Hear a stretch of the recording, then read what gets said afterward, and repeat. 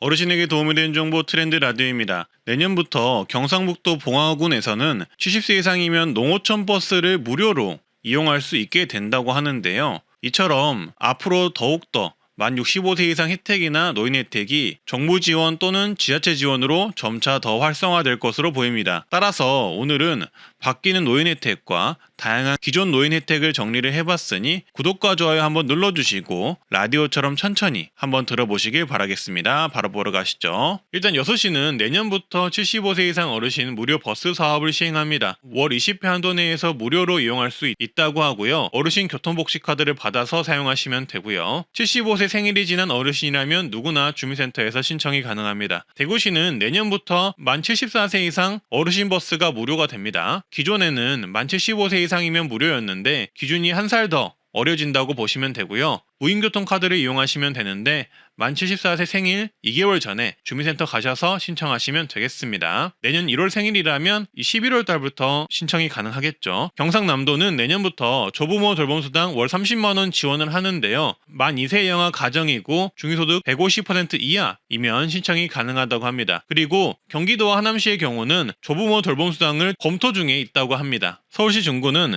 현재 11월부터 만 65세 이상 어르신에게 버스 택시비를 매월 2만원씩 지원을 시작했습니다. 내년에는 월 1만원 이내 추가 인상이 될 수도 있다고 하니 굉장한 희소식이죠. 게다가 65세 이상이시면 지하철도 무료잖아요. 서울 중구 사는 어르신들은 버스, 택시, 지하철 모두 지원받는 지자체가 되겠네요. 신청은 주소지 동주민센터 또는 온라인 신청하시면 되겠고요. 연령별로 신청 기간이 있으니 해당 기간 준수하셔서 신청하시면 되겠습니다. 서울시 어르신 교통카드를 충전해 사용하시면 3개월마다 어르신 계좌로 현금이 입금되는 구조라고 합니다. 그리고 광주 서구는 1년 이상 기초생활수급자 중 75세 이상 분들에게 대상포진 무료 예방접종을 실시합니다. 참고해 주시고요. 서울은 현재 월 30에서 60만원을 지급하는 조부모 돌봄수당이 시행되고 있는데요. 타 시도에 사는 조부모님이더라도 신청이 가능하고 중위소득 150% 이하의 만 24개월 이상 만 36개월 이하의 영아를 둔 양육 공백 발생 가정이 그 대상입니다. 영아가 1명이면 월 30만원, 2명이면 월 45만원, 3명이면 월 60만원을 지급하고요. 신청은 몽땅 정보 맞는키 홈페이지에서 신청 가능합니다. 또한 서울은 만 65세 이상 장애인까지 서울형 장애인 활동지원급여가 지급이 시작되는데요. 11월 확대 시행되는 제도이고요. 이 혜택을 받으면 만 65세 이상 장애인분들도 활동보조, 방문 목욕, 방문 간호 등의 서비스 지원을 서울시에서 받을 수가 있습니다. 해당 지원은 금액으로 따지고 보면 수백만 원 상당의 서비스를 받을 수 있는 지원이니 만 65세 이상 장애인분들이라면 확인해 보시면 좋겠습니다. 신청은 주민센터에서 신청하실 수가 있고요. 그리고 2024년 농지이양 직불사업 예비사업이 현재 11월부터 시행 중인데요. 농사를 10년 이상 하신 분들 중에서 농지를 매도하는 조건으로 농지 매도대금 플러스 1헥타르당 월 50만원씩 최대 가입 후 10년까지 지원하는 사업이라고 합니다. 은퇴를 준비하는 농업인이시라면 한번 제대로 읽어보시고 농어촌 공사 측에 문의해보시면 좋겠습니다. 추석 이후에 결핵 환자가 갑자기 늘었다고 하는데요. 아시다시피 결핵은 진짜 무서운 질환이잖아요. 특히나 어르신들이 제일 조심해야 하고 생명을 위협하는 게 폐질환인데 코로나가 판치는 판국에 결핵까지 증가한다고 합니다. 그래서 정부가 만 65세 이상 분들에게만 이 혜택을 무료로 제공하고 홍보까지 하고 있는데 아무도 모르시더라고요. 심지어 저도 제 부모님도 몰랐습니다. 바로 만 65세 이상 어르신 무료 결핵검진입니다. 이게 1년에 한 번 보건소에서 무료 검진이 가능하거든요. 거주지 관할 보건소에 신분증 지참해서 가시면 무료로 결핵검사를 받을 수 있습니다. 그리고 결핵 의심자에 하나요 확진 검사까지 해준다고 합니다. 일반 병원에서 하시면 5만원, 10만원 그냥 나가잖아요. 근데 어르신들은 1년에 1회가 보건소에서 무료더라고요. 그래서 질병관리청이 해당 정책을 홍보까지 하고 있었는데 이제야 알았습니다. 무료이니까 기침이 작거나 하시는 분들은 시간 되시면 보건소 가셔서 꼭 결핵 무료 검사 받아보시고요. 그리고 11월, 12월, 1월은 주민센터나 시군구청에서 시행하는 지역사회 서비스 투자라는 지자체 사업이 시작되는 시기인데요. 이 지역사회 서비스 투자 사업들 중 어르신분들께서 받을 만한 서비스가 있는데 그게 바로 노인 안마 서비스와 노인 건강 서비스가 있습니다. 노인 안마 서비스는 많이들 들어보셨을 거예요. 제 채널에서도 해년마다 말씀드리는데요. 지자체별로 진행하는 사업이지만 정말 많은 지자체들이 진행을 하고 있는 노인 혜택이고요. 중위소득 140% 이하의 만 60세 이상 어르신 또는 기초연금 수급자분들이 신청 가능하고 근골격계 질환이 있으면 신청 가능합니다. 신청하시면 4만원짜리 안마를 90% 정부 지원을 받아서 무려 4,000원에 이용할 수 있는 서비스인데요. 약 1년간 주 1회 월 4일씩 지원하는 굉장히 좋은 서비스입니다. 하지만 단점은 예산이 크지 않아서 소수 인원만 선발하여 지원한다는 단점이 있습니다. 신청은 주민센터에서 하시면 되는데요. 신청 기간은 각 지자체별로 다르기 때문에 사업의 시행 여부와 시행 시기를 주민센터나 시군구청에 문의하셔서 그 시기에 맞춰서 신청을 해보시고요. 소수만 뽑기 때문에 주민센터 근처 지나가다가 생각나시면 그때 한번 문의해보시고 신청해보시는 것을 추천드립니다. 일단 선발되기만 하면 그래도 정말 좋은 정책이니까요. 그리고 노인 건강 서비스는 기준 중위소득 140% 이하 65세 이상인 분들이 신청이 가능한데요. 이건 뭐냐면 어르신분들의 운동을 가르쳐주고 돕는 서비스입니다. 어르신분들은 몸이 불편한 곳이 있을 수 있기 때문에 개인 맞춤형 운동을 배우시는 게 좋은데 건강 관련 지도사가 이런 개인 맞춤형 운동을 알려주는 혜택이고요. 어르신분들께 맞는 스트레칭이나 바른 체형 운동 등을 직접적으로 알려주는 서비스입니다. 이 혜택 또한 주민센터에서 신청이 가능하고요. 소수 인원만 선발하며 이 혜택의 경우에는 지자체별로 안 하는 곳도 있을 수 있다는 점 참고하시면 좋겠습니다. 그래서 이 혜택도 안마 서비스와 동일하게 시작이 되기 때문에 주민센터 지나갈 일 있으실 때 안마 서비스와 이 건강 서비스를 문의를 한번 해보시고 신청 기간이면 신청해 보시는 것을 추천드립니다. 그리고 저소득 어르신의 경우는 주민센터에서 에너지 바우처라는 것을 신청을 할 수 있는데요. 이 혜택은 겨울 난방비를 지원해주는 혜택이고 1인 가구 24만원에서 4인 가구 약 60만원까지 지원을 해주는 혜택입니다. 올해 들어서 지원금이 약 2배 정도가 더 늘었다고 합니다. 신청 대상은 생계의료, 주거, 교육급여 수급자 중에서 만 65세 이상 노인이 있는 가구이면 신청 가능합니다. 12월 29일까지 신청을 해야 하기 때문에 신청을 안 하셨고 선정 기준에 부합하시다면 꼭 주민센터 가셔서 신청해서 난방비 지원을 받으시길 바라겠습니다. 이것도 신청을 안 하면 절대 못 받습니다. 최근 백신 수급이 어렵고 가격도 15에서 40만원에 이른다는 대상포진 접종을 어르신분들께 지원해주는 지자체들이 있습니다. 최근 9월, 10월 보도된 보도자료 기준으로 말씀드리자면 서울 노원구는 75세 이상에게 무료 지원, 성동구는 65세 이상에게 무료 지원, 강남구 서초구는 취약계층 만 65세 이상에게 무료 지원, 고흥구는 65세 이상에게 무료 지원, 안동시는 취약계층에게 17만원 지원, 단양구는 80세 이상 대상포진 무료 접종, 울주구는 60세 이상 기초수급자 무료 지원, 경남 고성구는 65세 이상 기초생활수급자 무료, 전주시는 65세 이상 기초수급자 무료, 경기 포천시는 65세 이상 대상포진 무료가 11월에 접수가 시작됩니다. 그리고 강진구는 50세 이상 대상포진 무료, 인천 남동구는 75세 이상 무료로 지원을 합니다. 이렇게 전국 각 지자체에서 각각 다른 조건으로 어르신분들에게 대상포진 무료 지원 또는 일부 지원을 하고 있고요. 예산 소진 시까지 지원을 하고 있습니다. 따라서 본인이 사는 지역 보건소에 문의하셔서 어르신 대상포진 지원이 되는지 한번 확인해 보시고요. 본인이 지원 대상에 포함된다면 꼭 대상포진 예방접종 지원을 받아보시길 바라겠습니다. 10월부터 12월은 만 65세 이상 무료 독감 백신 접종 기간입니다. 만 65세 이상이면 독감 예방 접종이 무료인 건 다들 알고 계시죠? 면역력이 뚝 떨어지는 환절기 기간이니 독감 예방 접종 꼭 한번 신청을 하시고요. 보건소나 가까운 보건소 지정 병의원에 가시면 무료로 받을 수 있습니다. 꼭 무료로 해주는 곳에서만 받으시고요. 여기에 더하여 코로나 예방주사도 올해 무료가 되었습니다. 코로나 백신의 경우도 65세 이상이면 1년에 1회 누구나 무료로 접종을 받을 수 있으니 참고하여 주시고 독감 백신 접종과 함께 코로나 백신 접종도 같이 받을 수 있다고 하니 참고해 주시면 되겠습니다. 그리고 보통 11월이 되면 건강보험료가 소득과 재산에 따라 재조정이 되는데요. 만 65세 이상 또는 만 70세 이상 어르신들 중 일부는 건강보험료 감액 혜택을 받을 수 있으니 참고해 보시면 되겠습니다. 일단 만 65세 이상 노인이 있는 세대면 재산과 소득이 적은 분들의 경우 10%에서 30% 건강보험료 경감이 가능합니다. 그리고 70세 이상 노인 가입자만 있는 세대의 경우 연소득 360만원 이하, 과표재산 1억 3,500만원 이하이면 건강보험료 30% 경감을 해준다고 합니다. 보통은 자동 적용된다고 하는데요. 그래도 건강보험공단 문의를 통해 본인이 대상이 되는지, 대상이 된다면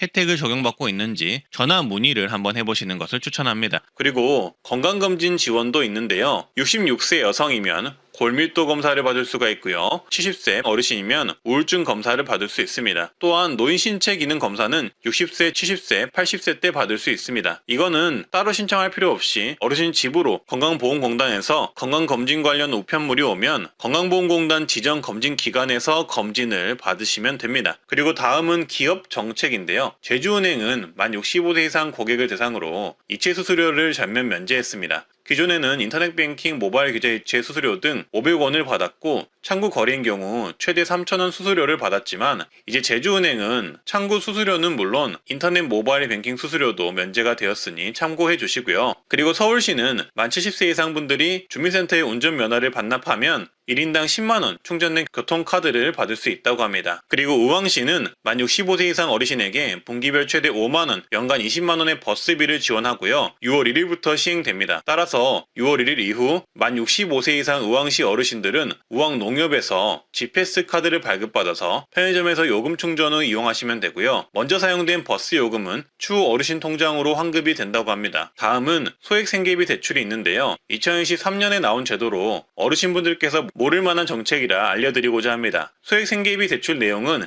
19세 이상 성인, 신용평점 하위 20%, 연소득 3,500만원 이하 분들에게 최대 100만원까지 대출을 해주는 정책인데요. 이용 방법은 온라인 또는 서민금융콜센터 1397 전화하셔서 상담 예약 먼저 하시고 방문 후 대출 상담 받으시면 되고요.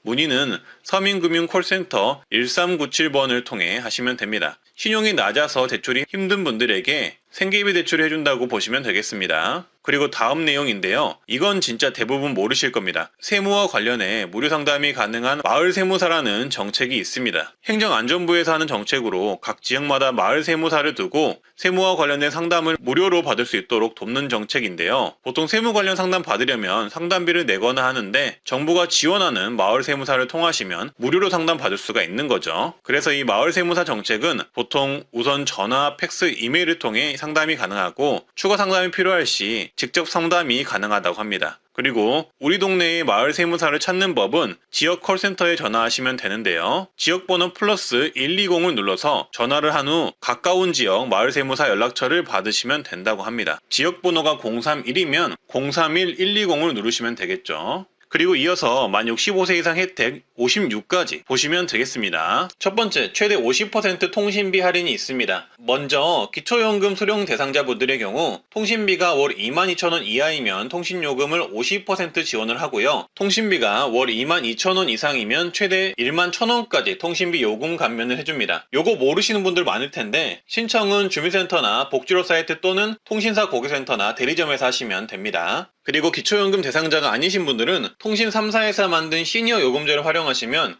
기존보다 조금 더 저렴하게 이용 가능하십니다. 그리고 알뜰폰을 이용하시면 좋긴 한데 여기에도 시니어 요금제가 있으니 가능하시면 이용을 한번 해보시고요. 두 번째는 틀니 비용을 70% 지원을 받을 수가 있습니다. 틀니는 완전 틀니, 부분 틀니가 있는데 이런 틀니 시술을 할 때 비용 지원을 해줍니다. 소득에 따라 차등 지원을 하고요. 어려우신 분들은 틀니 비용의 5% 본인 부담금만 내면 되고요. 일반 어르신 분들은 30%의 본인 부담금만 내시면 됩니다. 틀니의 경우 7년에 1회 지원을 받을 수 있다고 하고요. 중간에 본인 부지로 새로운 틀니를 하게 되면 건강보험료 적용이 안 되니 주의를 하셔야 합니다. 세 번째는 임플란트 70% 비용 지원 사업이 있습니다. 임플란트의 경우 2개까지 지원을 하고요. 만약 부분 틀니를 지원받았더라도 지원을 받을 수가 있습니다. 임플란트 본인 부담금은 의료급여 받는 분들은 10%만 내시면 되고 일반 어르신분들은 30% 자부담금만 내시면 되겠습니다. 틀니와 임플란트 비용 지원 신청은 보통 치과 가시면 신청 가능합니다. 네 번째는 만 65세 이상이시면 코로나 예방접종이 무료화될 전망입니다. 다섯 번째는 폐렴구균 예방접종이 무료입니다. 무료 백신의 종류로는 폐렴구균 23가 다당 백신이 무료이며 평생 1회만 지원되고요. 보건소나 지정 의료기관에서 무료 접종이 가능합니다. 여섯 번째는 인플루엔자 백신이 매년 1회 무료 지원이 되는데요. 독감 백신이라고 보시면 되겠습니다. 이 또한 보건소나 지정 의료기관에 방문하여서 무료 접종 가능합니다. 일곱 번째는 대상포진 예방접종 지원 및 무료 접종 혜택이 있는데요. 주의하셔야 할 것은 이 혜택은 지자체마다 혜택이 다 다릅니다. 대상포진 예방접종을 무료로 해주는 곳도 있고 비용의 일부만 지원해주는 곳도 있고 비용 지원을 전혀 안 해주는 곳도 있습니다. 따라서 대상포진 예방접종 지원은 내가 사는 지역이 지원을 해주는지 보건소에 문의를 해보시면 되겠습니다. 여덟 번째는 KTX, ITX, SRT, 새마을호 등 기차 할인이 30% 할인이 됩니다. 평일에만 30% 할인이 가능하고요. 통근 열차는 무려 50% 할인이 됩니다. 현장 예매, 스마트폰 앱 상관없이 모두 할인이 가능합니다. 아홉 번째는 지하철 무료가 되고요. 만 65세 이상이시라면 거주지가 아닌 다른 지역으로 놀러 가시거나 일보러 가셨더라도 해당 지역에 지하철이 있다면 무료로 이용 가능하십니다. 요새 65세 지하철 무료로 되게 말들이 많은데요. 70세로 올린다는 얘기가 있긴 하지만 이거는 당장 시행될 수가 없습니다. 어르신들의 반대도 꽤 크고 해서 시행되더라도 오랜 시간에 걸쳐서 변경될 사안이기 때문에 가짜 유튜버들한테 속지 마시길 바라겠습니다. 열 번째는 버스비, 택시비 지원이 되는 곳들이 있는데요. 각 지자체마다 지원해주는 곳이 있고 안 해주는 곳이 있습니다. 그래서 이 부분의 경우 사시는 곳 지자체에 교통비 지원이 있는지 꼭 확인을 해 주셔야 하고요. 해당 영상은 제가 따로 영상을 제작해 두었으니 이번 영상 끝에 나오는 추천 영상을 확인해 주시면 되겠습니다. 11번째는 국내선 항공료 10% 할인을 받을 수가 있습니다. 아시아나 대한항공 기준 10% 항공료 할인이 국내선에 한해서 있는 것을 확인을 했는데요. 근데 요새는 인터넷 예매가 저렴한 편이라서 저가 항공사나 인터넷 예매가 더 저렴하다는 점 말씀드리고요. 이 혜택은 급하게 현장 예매하실 때 유용할 듯 합니다. 12번째, 바닷길도 할인이 되는데요. 국내 여객선을 이용하면 20% 할인을 받을 수가 있고요. 13번째, 고궁, 능원, 국공립공원은 모두 무료로 입장 가능합니다. 그리고 국립박물관과 국립미술관 입장 무료가 가능하시고요. 국공립국악원은 50% 할인이 됩니다. 또한 정부 및 지자체에서 운영하거나 정부 지원 법인에서 운영하는 공연장도 50% 할인이 됩니다. 17번째는 공공 및 민간 분양 특별공급주택, 아파트의 경우 신청 자격이 될 수가 있는데요. 보통 노부모 부양자 혜택이라고 하는데 자녀가 65세 이상 직계존속을 3년 이상 계속 부양하는 경우 이 특별공급 대상자로 들어갈 수가 있다고 합니다. 그리고 수급자 어르신의 경우 공공임대 시 1순위로 지정되거나 공공주택 신청 시 가산점을 받을 수가 있고요. 19번째는 공공실보주택과 고령자 매입 임대주택을 신청할 수가 있는데요. 공공실보주택은 어르신들을 위해서 설계된 아파트로 아파트 내에 사회복지시설이 설치된 주택이고요. 고령자 매입주택은 어르신들을 위해 정부가 아파트를 매입해서 리모델링한 주택입니다. 이 두 주택 모두 어르신들을 위한 주택으로 모두 저렴한 임대 조건으로 이용 가능한 주택이라고 보시면 되겠고요. 신청 공고는 LH 청약센터에서 확인할 수가 있겠습니다. 그리고 60세 이상이면 상속세 3천만 원까지 공제를 해준다고 하고요. 그리고 경로 우대 공제를 받을 수가 있는데요. 먼저 만 60세 이상이고 자녀랑 거주하시면 자녀가 부모님 1인당 연 150만 원 부양가족 공제를 받을 수가 있고요. 그리고 추가 공제로 만 70세 이상이시면 1인당 연 100만 원 추가 공제도 받을 수가 있습니다. 그리고 자녀가 부모님 의료비 공제를 할 수 있는 것 또한 어르신 혜택이니 알아두셨다가 자녀에게 이 부분 알려주시면 좋을 듯 하고요. 23번째는 종합부동산세를 내실 때 고령자 세액공제를 적용받을 수가 있는데요. 만 60에서 65세는 20%, 65에서 70세는 30%, 70세 이상은 40% 세액공제가 가능하며 추가로 장기보유 세액공제를 중복으로 받을 수 있습니다. 24번째는 만 65세 이상 어르신과 그리고 자녀가 부모님 봉양을 위해서 합가를 하는 경우 한 가구 2주택이 되는데요. 이럴 경우에는 양도소득세가 면제가 된다고 합니다. 부모님 봉양을 위해서 부모님 집 한 채 그리고 자녀 집 한 채가 합가하여 살게 되는 경우 한 가구 2주택자로 분류하지 않고 10년 안에 먼저 판 주택은 12억 원까지 양도세 비과세 혜택을 받을 수가 있다고 합니다. 25번째는 노인돌봄 서비스를 신청할 수가 있는데요. 일상생활이 어려운 어르신들을 위해 생활안전지원, 외출동행, 가사지원 등을 해주는 서비스이고요. 만 65세 이상 기초수급자, 차상위 어르신 또는 기초연금 수급자분들이 받을 수가 있습니다. 장기요양 등급 판정자분들은 중복이 안 되고요. 신청은 주민센터에서 신청 가능합니다. 그리고 만 65세 이상 어르신의 경우 노인장기요양 등급 신청이 가능한데요. 몸이 불편하신 어르신을 대상으로 신청이 가능하며 요양보호사가 직접 집에 방문해 어르신의 가사를 돕는 주간보호 서비스부터 요양원에 입소하는 비용까지 국가에서 85%에서 100%까지 비용 지원을 해줍니다. 건강보험공단에서 신청 가능하고요. 몸이 불편하신 어르신을 대상으로 지원하는 만큼 등급 판정을 받는 일은 쉽지 않다고 보시면 되겠습니다. 그리고 아시다시피 기초연금을 받으실 수 있는데요. 올해 기준 단독가구 최대 32만 3,180원, 부가구 최대 51만 7,080원을 받으실 수 있습니다. 전국 주민센터에서 아무 데서나 신청 가능하고요. 또한 정부에서 진행하는 노인 일자리 참여가 가능한데요. 일자리 정보는 온라인 사이트 노인 일자리 여기나 주민센터, 노인복지관 등에서 확인하실 수 있습니다. 영상 더 보시기 전에 구독, 좋아요 한번 해주시면 감사하겠고요. 그리고 29번째는 기업 혜택으로 영화관 할인도 있는데요. CGV, 메가박스, 롯데시네마 등 대부분의 영화관이 경로 우대를 하며 비용은 대략 7,000원에서 만원 정도로 볼 수 있다고 합니다. 일반 영화 관람 비용이 요새는 15,000원에서 2만원 정도 비용이 드는데 비교적 저렴하게 볼 수가 있네요. 30번째는 독거노인 응급안전서비스 신청을 할 수가 있습니다. 집안에 응급 호출 버튼과 화재 및 활동 감지기 등을 설치해 준다고 하고요. 기초생활수급자 처상위 노인 맞춤 돌봄 서비스 대상자 중 안전 확인이 필요한 만 65세 이상 어르신이 주민센터를 통해 신청 가능합니다. 그리고 현재 은행들은 어르신 수수료를 면제해주고 있는 추세인데요. 신한은행은 창구 이용 시 60세 이상 고객일 경우 송금 수수료를 올해 2013년부터 면제를 해준다고 합니다. 또한 ATM 수수료의 경우 65세 이상 고령층이시면 영업시간 이내라면 주거래은행은 물론이고 타은행에서 거래하더라도 무료라고 합니다. 다만 농협, 신한, 우리하나, 기업 KB 국민은행을 이용할 경우에만 가능하다고 하니 참고해 주시고요. 32번째 충북은 만 65세 이상 어르신의 경우 의료비 후불제 사업을 시범 운영한다고 하는데요. 의료비 후불제는 의료비 부담으로 제때 치료를 받지 못하는 취약계층 어르신분들을 위해 의료비 대납을 먼저 해주고 환자가 나중에 무이자로 장기 분할 상환하는 제도라고 합니다. 그래서 충북은 도내 만 65세 이상 기초생활 수급자, 차상위 보훈 대상자, 장애인분들을 위해서 시범 운영을 한다고 합니다. 33번째는 고혈압 당뇨병 등록관리 사업 신청을 하시면 만 65세 이상은 본인 부담금 최대 월 5,500원을 지원받을 수 있는데요. 지역특화 사업으로 서울 성동구, 광주 광산구, 울산 중구, 세종시, 광명시, 남양주, 안산, 부천, 하남시, 동해시, 홍천군, 전북 진안군, 전남 목포, 여수, 장성, 경북 경주, 포항, 경남 사천시, 제주시에 거주하시는 분들이 이용 가능하다고 합니다. 그리고 서울시의 경우 자체적으로 건강관리 마일리지 사업을 하고 있는데요. 고혈압 당뇨병 환자가 동네 의원에서 참여 신청을 하고 치료를 꾸준히 받고 관련 교육을 받으면 마일리지를 준다고 하고요. 쌓인 마일리지는 건강검사, 예방접종 시 사용할 수 있다고 합니다. 35번째는 생애 경력 설계 서비스 60세 이상 프로그램 참여가 가능한데요. 지난 경력을 되돌아보고 앞으로 어떤 방향으로 나아갈지 설계해주는 상담 프로그램으로 보시면 되고요. 중장년 워크넷 사이트에서 신청 가능합니다. 36번째는 아름다운 이야기 할머니 사업 신청이 가능한데요. 만 56세에서 74세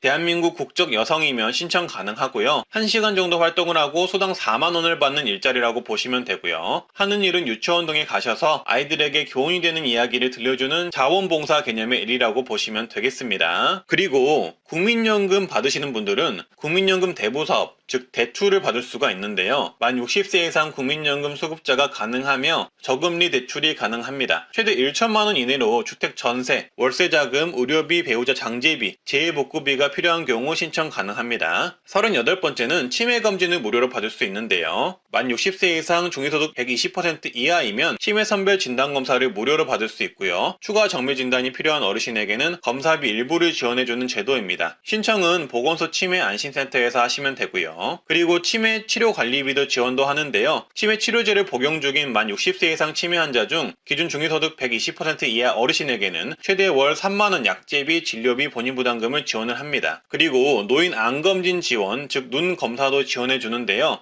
만 60세 이상 어르신이 지원 대상이고요. 신청자가 많으면 저소득층을 우선 지원한다고 합니다. 또한 만 60세 이상 기초수급자, 차상위 한부모 가족 어르신은 안과수술비 지원도 해주는데요. 백내장, 망막질환 등 안질환자의 개안수술 비용 본인 부담금을 전액 지급한다고 합니다. 신청은 시군구 및 보건소 문의 후 신청하시면 되겠습니다. 42번째는 만 60세 이상 취약계층 어르신은 무릎 인공관절 수술비 지원을 받을 수가 있는데요. 한쪽 무릎 기준 120만원 한도 실비 지원을 하고요. 기초수급자 차상위계층, 한부모 가족 어르신이 지원 대상자입니다. 신청은 지역 보건소에 하시면 된다고 합니다. 저희 어머니 같은 경우는 한쪽 수술에 수술비, 입원비, 재활병원비 포함해서 대략 400에서 500만 원 정도 수술 비용이 들었는데요. 비용이 만만치가 않기 때문에 생활이 어려우신 분들은 이런 제도를 활용해 보시면 좋을 듯 합니다. 그리고 늘 배움 사이트에서 무료로 다양한 강의를 들을 수가 있는데요. 시니어분들께 유용할 만한 컴퓨터, 외국어, 시니어 관련 강의를 모두 무료로 들으실 수 있습니다. 그리고 다음은 만 60세 이상이면 4,000원에 1시간 안마를 받을 수 있는 안마 바우처 신청이 가능한데요. 4만원짜리 시각장애인의 전문 안마 서비스를 4,000원에 주 1회씩 12개월간 받을 수 있는 서비스입니다. 신청 대상은 중위소득 140% 이하 또는 기초연금 수급자가 가능하고요. 근골격계, 신경계, 순환계 질환이 있는 분들이 가능하지만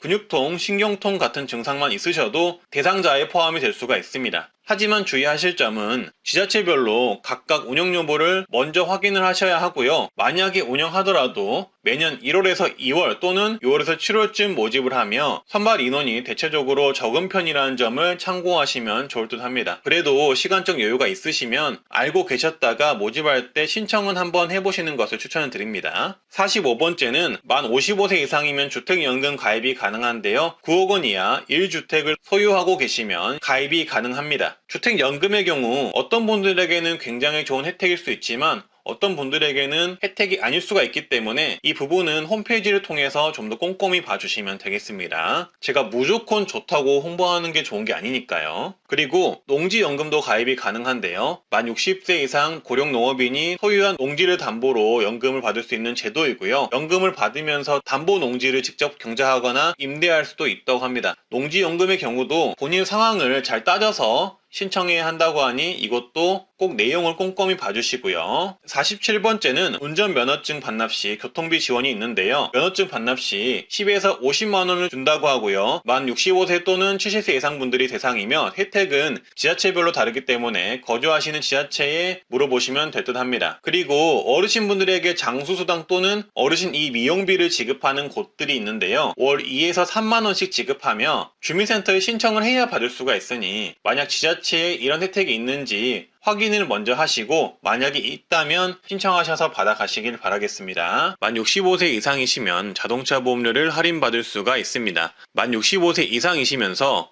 고령 운전자 교통안전교육을 받은 경우 자동차 보험료의 3.6%에서 5% 할인을 받을 수가 있습니다. 고령자 운전자 교통안전교육은 도로교통공단 사이트에서 신청하실 수가 있는데요. 다만 할인은 자동 적용이 아니며 가입하신 보험회사로 직접 신청하셔야 하고 보험회사별로 내용이 다를 수 있어서 현재 가입하신 보험회사와 상담 후 진행해 보시는 것을 추천드립니다. 그리고 기초연금 탈락이 되었을 경우 대처를 할 수 있는 정책도 있는데요. 바로 수급희망이력관리제를 신청하시면 됩니다. 올해 나온 정책은 아니지만 대부분 어르신들이 모르고 계셔서 알려드립니다. 기초연금 수급희망이력관리제는 기초연금의 탈락 및 중단된 사람을 대상으로 기초연금의 선정 기준액이 상향될 때마다 가능성을 재조사해서 가입 가능한 상태가 되면 알려주는 제도입니다. 근데 중요한 건 신청한 사람들한테만 알려줍니다. 따라서 이 부분도 꼭 알고 계셔서 기초연금의 탈락 및 중단이 되었을 경우를 대비해 주시고요. 그리고 지금부터가 중요한데요. 전화금융사기, 보이스피싱이 걱정되신다면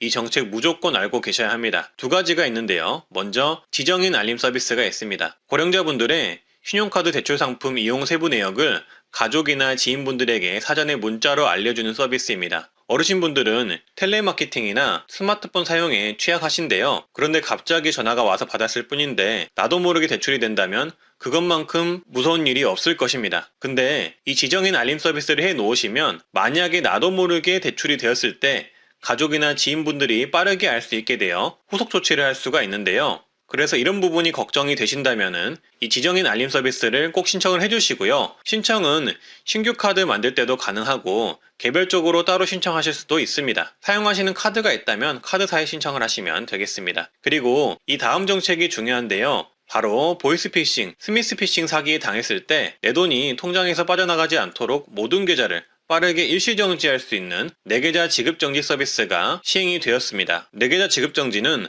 내가 보이스피싱 등 사기에 당했을 때 내 명의의 모든 계좌에 대해 일괄적으로 지급정지를 빠르게 스마트폰으로 신청할 수 있는 서비스인데요. 지금까지는 보이스피싱을 당해서 계좌 정지를 시키려면 내가 가지고 있는 계좌들과 관련된 은행을 모두 찾아가거나 전화를 통해 하나하나 일일이 신청해야 했습니다. 하지만 이제는 한 번에 스마트폰으로 집에서 바로 빠르게 신청할 수 있는 서비스가 마련되었다고 보시면 되겠습니다. 신청은 네이버에 어카운트 인포라고 사이트를 검색을 하셔서 들어가신 후 내 계좌 지급 정지를 누르셔서 가지고 있는 모든 계좌를 일괄적으로 정지 신청을 하시면 되겠고요. 공인인증서 등이 필요할 수 있다는 점 참고해 주시면 되겠습니다. 그리고 어르신분들이라면 이 복지 멤버십 서비스를 신청해 두시면 좋은데요. 정부에서 운영하고 있는 정책이고요. 내가 받을 수 있는 정보 복지가 있다면 자동으로 휴대폰 등 문자 알림을 통해 알려주는 서비스입니다. 근데 신청해야만 이 알림을 받을 수가 있기 때문에 꼭 신청을 하셔야 하는데요. 신청은 전국주민센터 아무데나 방문하셔서 신청하시면 됩니다. 다만 아직까지는 정부나 지자체 등에서 실시하는 모든 정책을 알려주는 것은 아니고 일부 중요한 약 80여 개의 정책을 안내하고 있고요. 앞으로 안내하는 정책 범위는 더욱 확대된다고 합니다. 다음은 119 응급 알림 콜입니다. 전국민 신청 가능하고요. 어르신이라면 무조건 꼭 신청하셔야 되는데요. 최근 제주에 사는 70대 어르신은 호흡곤란이 생겨 119에 전화를 했지만 호흡곤란 때문에 주소나 내 상태 등을 전혀 말하지 못하셨다고 합니다. 하지만 119 구급대원들은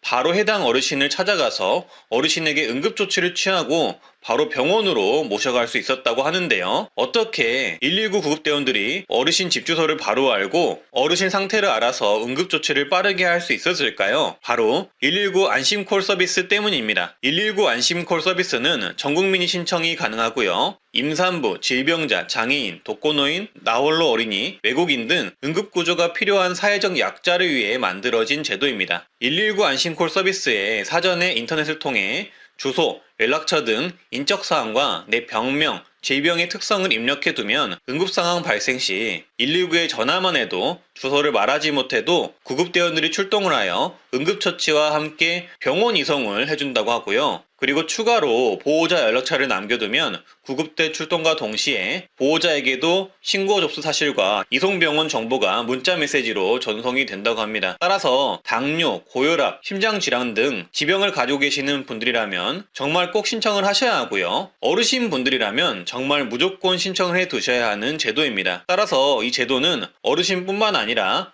가족분들도 아시면 정말 좋고요. 전국민 신청이 가능하기 때문에 필요하신 분들은 신청해 두시면 좋습니다. 따라서 이렇게 최근 각 소방서 측에서 이런 119 안심콜 서비스를 계속 홍보하고 있는 상황입니다. 신청은 본인이 직접 인터넷을 통해서 신청을 하셔도 되고요. 가족이나 지인, 사회복지사 등 대리인이 대리 신청도 가능하기 때문에 꼭 알아두시면 좋습니다. 이렇게 화면에 보이시듯 내 정보와 병력 정보 등을 119 안심콜로 등록을 해두시면 119 신고 시 안심콜 대상자로 인식하여 내 주소와 기입한 병력 정보를 바탕으로 구급 출동과 응급 대처 등이 이루어집니다. 신청 방법은 제가 안내해드린 사이트, 인터넷 사이트로 본인 또는 대리인이 등록을 하시면 되고요. 사이트 링크는 하단 댓글에 남겨놓도록 하겠습니다. 사이트에 들어가시면 모바일은 처음 화면에서 안심콜 서비스 메뉴 누르시고 들어가셔서 신청을 누르시면 되고요. 컴퓨터의 경우 상단 메뉴에서 이렇게 안심콜 서비스 신청을 찾아 들어가셔서 신청하시면 됩니다. 그리고 만 65세 이상이시면 비과세 종합저축 가입이 가능한데요. 저축하실 때 비과세 종합저축 가입 상품에 저축하시면 15.4% 이자세액을 면제받을 수 있습니다. 예를 들어 5% 금리 1년 예금 상품에 1천만 원을 저축하여 가입하셨고 비과세 종합저축 상품이라면 만 65세 이상이시면 이자세금 약 7만 원 이상을 절약하실 수가 있습니다. 그리고 마지막으로 만 65세 이상 국민연금을 받는 분들이라면 혜택이 있는데요. 우리카드, 국민연금증 신용카드를 발급하시면 버스요금 지원 월 최대 5,000원을 해주고요. 그리고 KTX 승차권의 경우 원래 만 65세 혜택인 주중 30% 할인 외로도 추가 10% 할인을 해준다고 합니다. 또한 만 75세 이상이면 공항 라운지 무료 이용 서비스와 리무진 버스 1만원 제공, 공항철도 무료 승차권 제공, 공항 발리 파킹 무료 이용권 제공 등의 혜택이 있다고 합니다. 최근 알게 된 기초연금 탈락 유형 사례인데요. 바로 개, 동호회, 모임 등 모임 회비를 개인 계좌로 관리하시면 기초연금 신청할 때 탈락될 수 있다는 소식입니다.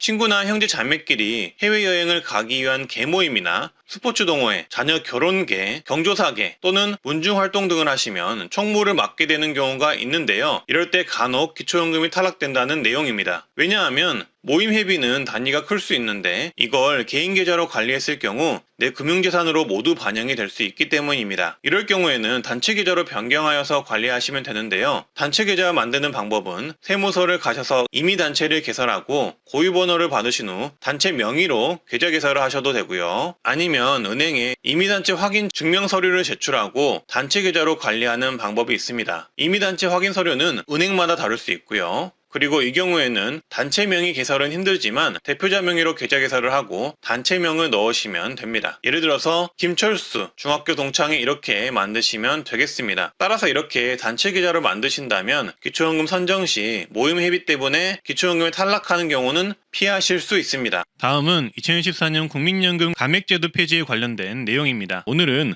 국민연금 감액제도 폐지 추진에 관한 자세한 내용과 많이들 헷갈려하시는 국민연금 감액제도와 국민연금 기초연금 연계감액 제도와 구분하는 방법 알려드릴 텐데요. 이 두 개 제도가 서로 다르거든요. 그래서 이 내용 설명드리고, 그리고 현재 국민연금 기초연금 연계감액 제도도 폐지 또는 제도 개선에 관한 이야기가 나오고 있어서 이 내용도 같이 정리해드리고자 합니다. 좋아요, 구독 한번 눌러주시고 바로 보러 가시죠. 먼저 국민연금과 기초연금, 노령연금 이 세 가지 용어에 대해서 헷갈려 하시는 분들이 있어서 간단하게 설명드리겠습니다. 기초연금은 만 65세 이상 소득화의 70% 대한민국 국적을 지니고 있는 분들에게 지급하는 연금이고요. 2013년 32만 3천 원을 지급하고 있으며 2014년에는 34만 4천 원으로 인상이 될 예정입니다. 다음은 국민연금인데요. 여기서 헷갈리는 노령연금도 같이 설명해 드리겠습니다. 국민연금은 세 가지 종류가 있는데요. 일단 국민연금을 장기간 가입하면 받을 수 있는 연금을 국민연금 또는 노령연금이라 부릅니다. 즉 노령연금은 국민연금의 다른 말이라고 보시면 됩니다. 그리고 국민연금 가입자가 장애를 입게 되면 받는 장애연금이 있고요. 그리고 국민연금 가입자가 사망을 하면 그 유족이 받게 되는 유족연금이 있습니다. 따라서 국민연금과 노령연금은 같은 말이고 기초연금은 국가가 따로 연금에 가입하지 않아도 주는 다른 차원의 노인연금 개념인 거죠. 이제 앞으로 안 헷갈리시겠죠? 그래서 이제 본론으로 넘어가면 이런 국민연금에는 두 가지 감액제도가 있는데요. 바로 국민연금 감액제도가 있고 국민연금 기초연금 연계감액제도가 있습니다. 먼저 이번에 보건복지부의 5차 국민연금 종합운영계획안에 발표된 국민연금 감액제도에 대해서 말씀드리겠습니다. 국민연금 감액제도는 국민연금을 받게 되는 시점에 소득이 발생하면 그 소득에 따라 수급 개시일로부터 5년간 최대 국민연금 50%가 감액되는 제도입니다. 예를 들어서 차근차근 설명드려 볼게요. 올해 근로소득 또는 사업소득이 있는 만 63세 A 선생님이 국민연금을 100만 원을 받는다면 어느 정도 국민연금이 깎이는지 알아볼 텐데요. 일단 근로소득과 사업소득이 286만 1,091원이 초과하면 무조건 국민연금은 감액된다고 보시면 되겠습니다. 그리고 286만 1,091원을 A값이라고 가정을 한번 해보겠습니다. 일단 이 A값이 초과하는 금액이 많으면 많을수록 더 감액이 되는 건데요. 쉽게 말해 이 A값인 286만 원보다 100만 원 미만 초과이면 5만 원 미만 감액이 되는 거고 200만 원 초과이면 5에서 10만 원 미만 감액, 300만 원 미만 초과하면 15만 원에서 30만 원 미만 감액, 400만 원 미만 초과를 하면 30에서 50만 원 미만 감액이 되고요. 400만 원 이상 초과하면 국민연금이 50만 원 이상 깎인다고 보시면 되겠습니다. 이렇게 소득에 따라서 감액되는 것이 바로 국민연금 감액제도라고 보시면 되겠습니다. 따라서 이 국민연금 감액제도가 이번에 보건복지부의 제도 추진에 따라서 만약 제5차 국민연금 종합운영계획안이 국회를 통과하면 폐지가 될 수 있다는 건데요. 국민연금에만 기대어서 생활하실 수 없는 분들이 많으실 텐데 이 제도가 폐지가 되면 소득활동도 하면서 연금도 온전히 전부 받아가실 수 있는 방향으로 정책이 개편된다고 보시면 되겠습니다. 다음은 국민연금 감액에 관련된 두 번째 제도, 바로 국민연금 기초연금 연계감액 제도입니다. 이 제도는 국민연금을 많이 받을수록 기초연금을 감액하는 제도인데요. 이 국민연금 기초연금 연계감액 제도의 상황은 현재 개선의 목소리가 지속적으로 나오고 있는 상황입니다. 왜냐하면 지금까지 기초연금 제도 개편을 논의한 기초연금 적정성 평가위원회가 30일 보고서에서 국민연금 기초연금 연계감액장치가 국민 수용성이 떨어지는 만큼 손질해야 한다고 제안했기 때문인데요. 현재 국민연금 연계감액은 기초연금 32만 3,180원의 150%인 48만 4,770원을 초과해서 받으면 최대 50%인 16만 1,590원까지 감액될 수가 있는 제도입니다. 따라서 이를 토대로 2014년 내가 받는 국민연금에 따라서 감액되는 기초연금을 예상해 볼 수가 있습니다. 2014년 내 국민연금 연계감액이 얼마나 될까? 이 부분에 대해서 설명을 드릴 텐데요. 국민연금 연계감액 금액대별로 나눠서 말씀드리겠습니다. 대략적인 자료이기 때문에 연계감액은 대상자의 조건, 가입 기간, 가입 시기, 납입 금액에 따라서 모두 다를 수 있다는 점 참고하시면서 보시면 좋겠습니다. 이게 2014년 국민연금 연계감액 기준표입니다. 말씀드렸듯 예상자료로 참고만 해주시고요. 일단 국민연금을 월 50만원 받는다면 기초연금 감액 대상은 아닙니다. 그리고 국민연금 60만원이면 기초연금 감액 금액이 약 5만원, 70만원이면 기초연금이 약 6만 5천원 감액, 80만원이면 기초연금이 약 7만 5천원 감액, 90만원이면 기초연금이 약 9만원 감액, 국민연금을 월 100만원 받는다면 기초연금이 약 9만 7천원 정도가 감액된다고 예상을 해볼 수 있습니다. 따라서 국민연금을 많이 받으면 이렇게 기초연금이 감액된다는 것입니다. 그리고 추가적으로 이 국민연금 기초연금 연계감액의 특징은 국민연금을 똑같이 받더라도 가입기간, 시기, 납입액에 따라 감액이 달라질 수가 있고요. 국민연금 가입기간이 길수록 기초연금액이 줄어드는데 국민연금 가입기간 11년까지는 감액이었고 가입기간 12년을 넘으면 1년치 길어질수록 약 1만원씩 기초연금이 감액된다는 점 참고하시면 되겠습니다. 이런 이유로 기초연금을 전액받지 못하고 감액된 금액을 받게 되는 수급자들도 매년 꾸준히 나오고 있다고 합니다. 그리고 보건복지부 통계에 따르면 기초연금과 국민연금을 동시에 받는 수급자는 2014년 14만 3천 명 정도에서 2022년 38만 명으로 증가한 상황이라고 합니다. 통계로 봤을 때 국민연금 기초연금 연계감액 수급자들은 더 증가했을 것이라고 판단이 되는데요. 따라서 이러한 국민연금 기초연금 연계감액은 연계감액의 계산식도 복잡하고 국민연금 성실가입자의 불이익이 커져 국민연금 장기가입 동기를 떨어뜨리는 부작용을 낳을 수도 있다는 의견이 제기되고 있는 상황입니다. 해당 의견을 뒷받침하는 조사도 나왔는데요. 2012년 4월 국민연금 가입자 1,000명을 대상으로 조사한 결과 기초연금액이 오를수록 국민연금 가입을 거부하겠다는 의향이 더 강해졌다고 하고요. 국민연금 기초연금 연계감액에 대해 49%가 비합리적이라는 의견을 냈다고 합니다. 그리고 이런 사유들로 인해 이미 2018년에는 국민연금 제도발전위원회에서 기초연금 국민연금 연계감액 제도를 폐지하는 방안을 검토하도록 정부에 권고한 적이 있다고 합니다. 그리고 보건복지부 산하 기초연금 적정성 평가위원회도 연계감액 제도 적용 과정에서 국민의 거부감과 불만이 초래돼 해소할 필요가 있다고 말하며 기초연금 연계감액 관련 계산식을 변경하는 방안을 검토할 것을 제안했다고 합니다. 일단 연계감액 폐지는 둘째치더라도 연계감액 관련 계산식에도 문제가 많아 개선이 필요하다는 것이죠. 지난 대통령 공약에서도 이 국민연금 연계감액 미세조정 공약이 있었고 지난해 민주당 측에서도 국민연금 연계감액 개선에 관한 이야기가 나온 만큼 앞으로 국민연금 기초연금 연계감액 폐지로는 더욱더 부상할 듯합니다. 이 국민연금 개혁과 관련해서 여러분들의 생각은 어떠신가요? 좋은 의견이 있으시다면 댓글 한번 남겨주시고요. 다음 내용은 2024년 바뀌는 노인혜택 총정리 및 기초연금 변경 내용 등에 대해서 총정리한 내용입니다. 일단 영상 순서는 이렇습니다. 맨 처음에는 내년도 노인 예산과 관련해서 바뀌는 2014년 노인 혜택 8가지 먼저 말씀드릴 거고요. 그 다음은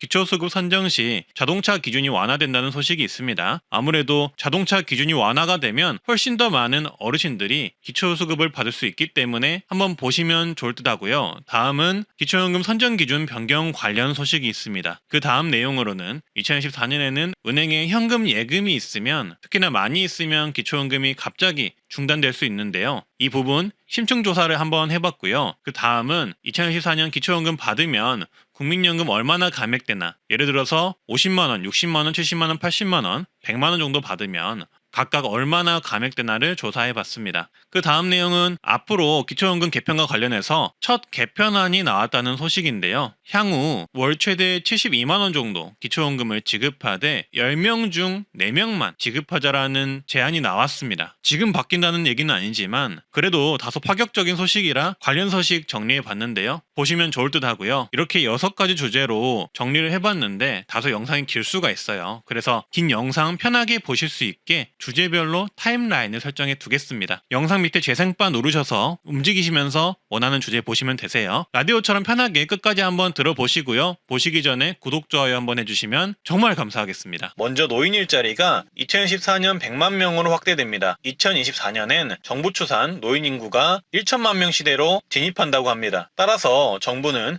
경제적으로 어려운 노인이 많은 만큼 노인 일자리 지원을 확대한다는 계획인데요. 그리고 여기에 추가로 노인 일자리 수당 또한 월 2에서 4만 원이 추가로 지급됩니다. 공익형은 월 29만 원, 사회 서비스형은 월 63만 4천 원으로 인상돼서 지급이 될 예정이라고 합니다. 그리고 기초연금도 확대 인상이 되어서 기초연금을 받는 어르신이 노인 일자리까지 하신다면 월 62만 원에서 97만 원 수입을 가져가실 거라고 기획재정부는 예상한다고 합니다. 다음은 기초연금 월 수급액이 확대된다는 소식인데요.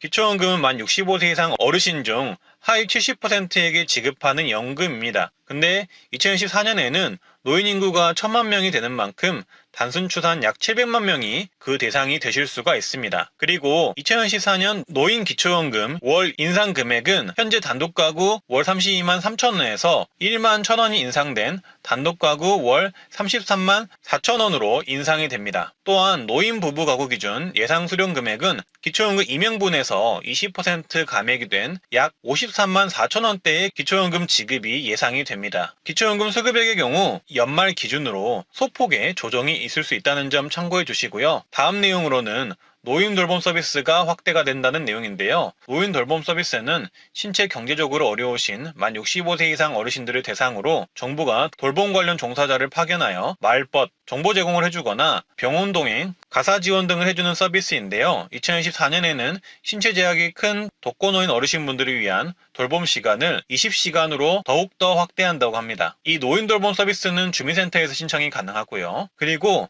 기초연금 선정 기준 변경도 검토가 된다고 합니다. 그동안 기초연금은 역차별 논란이 있었는데요. 기초연금은 하위 70% 노인을 선정해 매월 지급하는 연금인데 이 선정 기준 중 지역별로 재산공제액이 다르다는 부분 때문에 역차별이 생긴다는 논란이 있었습니다. 더 자세히 말하자면 집값이 같더라도 중소도시에 거주한다는 이유 때문에 기초연금에 탈락하는 사례가 많았다는 것인데요. 따라서 정부는 2014년부터 이 부분을 바로잡기 위해 이 재산공제액 기준을 현실화하는 방안을 추진한다고 합니다. 조달청에 따르면 보건복지부는 기초연금 2014년도 대상자 선정 기준 연구 용역을 발주했다고 하는데요. 이 뜻은 2014년부터 하위 70%를 나눌 수 있는 선정 기준액을 새롭게 산정하고 기초연금 선정 기준이 변경이 될 수 있다는 취지로 해석이 됩니다. 그래서 좀 더 자세히 설명해 보도록 하겠습니다. 보건복지부는 매년 주택비용과 물가상승률을 반영한 기초연금 선정 기준액을 결정을 하는데요. 2013년 기초연금 선정 기준액은 단독가구 202만원, 부부가구 323만 7천원입니다. 쉽게 말해서 만 65세 이상 기초연금을 신청한 사람의 소득, 재산, 부채 등을 반영한 소득 인정액이 단독가구 202만원 이하, 부부가구 323만 이하이면 기초연금 수급 대상이 되실 수 있다는 건데요. 하지만 이런 선정 기준에 문제가 발생하고 있다는 것입니다. 소득 인정액 계산 시 주택이나 아파트 등 일반 재산 기본공제액이 지역별로 차등 적용되고 있는데 이 부분이 현재 문제로 지적되고 있다는 것인데요. 지역별 기본공제액은 서울이나 6대광역시, 특례시는 1억 3,500만 원을 공제해 주고요. 세종시나 시 단위의 중소도시는 8,500만 원을 공제하고 농어촌은 7,250만 원을 공제하고 있습니다. 이렇게 지역별 기본공제액이 생긴 이유는 도시를 살면서 필요한 비용이 지방에서 사는 비용보다 좀 더 많이 들기 때문에 형평성을 고려해 지역별 재산공제액을 다르게 했던 것인데요. 근데 문제는 이 제도가 생긴 지도 오래되었고 중소도시로 분류된 지역 중 일부는 주택가격이 대도시보다 높은 경우가 생겼다는 것입니다. 따라서 이런 중소도시에 거주하시는 어르신들의 경우 기본공제액이 대도시보다 적기 때문에 집값이 같더라도 억울하게 기초연금에서 탈락하는 경우가 생기게 된 것입니다. 형평성을 위해 만들어진 기초연금 산정 기준이 현재는 그 취지를 벗어나 오히려 형평성을 저해하는 효과가 생기게 된 거죠. 예를 들어 설명해 보자면 실제로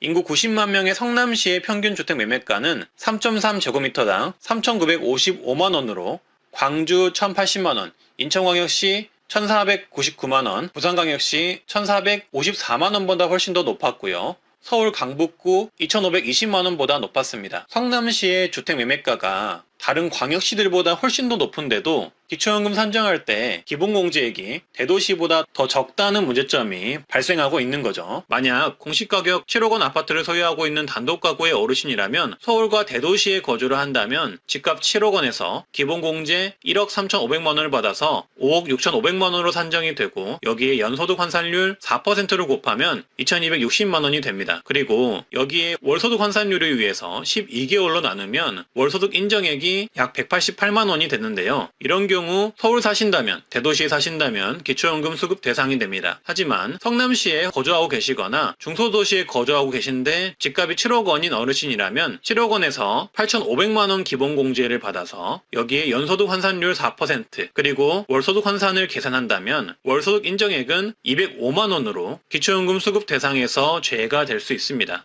한마디로 이렇게 중소도시에 산다는 이유만으로 역차별이 발생하게 되는 거죠. 따라서 보건복지부는 지역 간의 형평성을 고려해 현재의 소득 환산 방식의 적절성을 따져서 제도 개선을 추진한다고 하는데요. 비슷한 사례로 수급자 선정을 할 때 재산공제의 경우도 올해 변경이 되었는데 서울, 경기, 광역시, 세종시, 창원 그 외 지역으로 기존과 다르게 세분화가 되었다고 합니다. 따라서 기초연금도 이런 방식을 고려해서 좀 더 형평성 있는 기준으로 변경이 될 것으로 예상이 되고요. 추가로 2015년 이후 바꾸지 않았던 기본공제액을 상향하는 방안도 검토한다고 합니다. 그리고 다음은 생계급여가 역대 최고 수준인 13.2%로 인상이 된다고 하는데요. 현재 기초수급자 10명 중 4명이 노인이라고 합니다. 따라서 많은 어르신들이 이 혜택을 볼 수 있을 듯 하고요. 4인 가구 기준 월 183만 4천 원으로 최대 21만 3천 원이 추가 지급됩니다. 또한 선정 기준이 완화되어 중위소득 30% 이하에서 32% 이하로 선정 기준이 완화가 되고요. 이로 인해서 약 3만 9천 가구가 신규 지원을 받을 수 있을 예정이라고 합니다. 따라서 경제적으로 어려운데 현재 생계급여를 못 받는 어르신이라면 내년에 필수적으로 신청을 해보셔야겠습니다. 그리고 의료급여 또한 중증장애인 부양의무자 기준을 미적용하는데요. 2024년부터는 수급자 가정 중 중증장애인이 있을 경우 의료급여 부양의무자 제도를 미적용합니다. 따라서 몸이 불편한 어르신이 있다면 부양 의무자 기준 때문에 지금까지 정부의 의료비 지원을 못 받았더라도 2024년부터는 의료비 지원이 가능하다라고 이해하시면 되겠습니다. 어르신분들 중에는 몸이 불편한 분들이 많기 때문에 이 부분도 잘 알고 계셨다가 내년에 의료급여를 신청해 보시면 되겠습니다. 그리고 주거급여 또한 대상이 확대되고 지급액이 상향이 되는데요. 이 내용도 어르신이라면 필수로 아셔야 되는 항목입니다. 작년 국정감사에 따르면 주거급여는 현재보다 74만 가구 이상 더 받을 수 있다고 합니다. 하지만 못 받는 이유는 대부분 신청을 안 해서 몰라서 못 받는데요. 심지어 2024년에는 선정 기준도 완화되어 중위소득 48% 이하이면 받을 수가 있습니다. 쉽게 말해 올해보다 훨씬 더 많은 가구가 이 주거급여를 받을 수 있다는 거죠. 따라서 오늘 영상이 많은 분들에게 도움이 되었으면 합니다. 주거급여는 거주하는 곳에 대한 비용 지원입니다. 따라서 집을 가지고 있다면 집 수리비를 일시금 지원하고 집이 없으시다면 월 임차비를 지원합니다. 2014년에는 이 임차가구 기준 임대료가 가구별로 월 1만 1,000원에서 2만 7,000원으로 늘어났는데요. 표를 보시면 더 쉽게 알 수 있습니다. 서울 1인 가구의 경우 월 최대 34만 1,000원을 받고 2인 가구 최대 38만 2천원, 3인 가구 최대 45만 5천원, 4인 가구 최대 52만 7천원을 지원받습니다. 경기 인천의 경우 1인 가구 최대 26만 8천원, 2인 가구 최대 30만원, 3인 가구 최대 35만 8천원, 4인 가구 최대 41만 4천원을 지원받습니다. 광역시 세종시 수도권의 특례시의 경우 1인 가구 최대 21만 6천원, 2인 가구 최대 24만원, 3인 가구 최대 28만 7천원, 4인 가구 최대 33만 3천원을 지원받습니다. 그리고 그 외지역 4급지의 경우도 표를 통해 확인해 보시면 되겠습니다. 그리고 주거급여의 경우 소득 인정액에 따라 자기 부담금을 제외하고 지급할 수 있으니 해당 표는 최대 금액 기준이고 실제 받는 금액은 다를 수가 있음을 참고해 주시고요. 그리고 집을 가지고 계시는 자가 가구의 경우에는 집 수리비를 지원하는데요. 집 수리비 정도에 따라 주기와 지원 금액이 다릅니다. 예를 들어 경보수는 도배, 장판, 교체 등을 지원하고 3년 주기로 최대 457만 원을 지원합니다. 중보수는 창호, 단열, 난방공사 등을 지원하고 5년 주기로 최대 849만 원을 지원합니다. 대보수는 지붕, 욕실, 주방공사 등을 지원하고 7년 주기로 최대 1241만 원을 지원합니다. 이것도 최대 금액이 지원되는 게 아니라 본인의 소득에 따라 지원금이 달라질 수 있다는 점 기억을 해주시고요. 그리고 주거급여는 꼭 신청을 해야 하는 이유가 있는데요. 주거급여는 부양의무자 기준 원칙을 적용하지 않으며 근로 능력도 보지 않습니다. 이 말은 내 소득과 재산이 적다면 부모나 자녀의 재산과 관계없이 받을 수 있다는 이야기가 됩니다. 따라서 정말 많은 분들이 신청이 가능함에도 불구하고 나는 대상이 아닐 거야 하며 먼저 포기해서 아직도 신청을 안 하신 분들이 많다는 이야기가 됩니다. 그런 분들이 약 70만 가구가 넘는다고 하니 영상을 보신다면 꼭 한번 신청을 해보시라고 말씀드리고 싶고요. 현재 경제적으로 어려운 어르신들이 계신다면 고민하지 마시고 이 기초수급, 의료, 주거급여 등을 꼭 한 번 정도는 신청을 먼저 해보시는 것을 추천드립니다. 다음은 버스비 지원입니다. 이건 전 국민이 해당되는데요. 2024년 7월부터는 대중교통을 이용하면 20% 마일리지를 적립해주는 알뜰교통카드가 없어지고 K패스 제도를 도입합니다. 사용률이 저조했던 어르신들이 이 교통비 지원 제도를 이용할 수 있게 복잡한 조건 및 이동거리 요건 등을 폐지하고 조금 더 이용하기 쉽게 개편했다고 하는데요. 따라서 K패스 카드를 쓰면 대중교통비의 20% 할인을 받을 수 있고요. 저소득층은 무려 53%까지 할인해 준다고 합니다. 따라서 어르신분들은 이 제도를 꼭 이용을 하셔야 하고요. 특히나 저소득층 분들 중에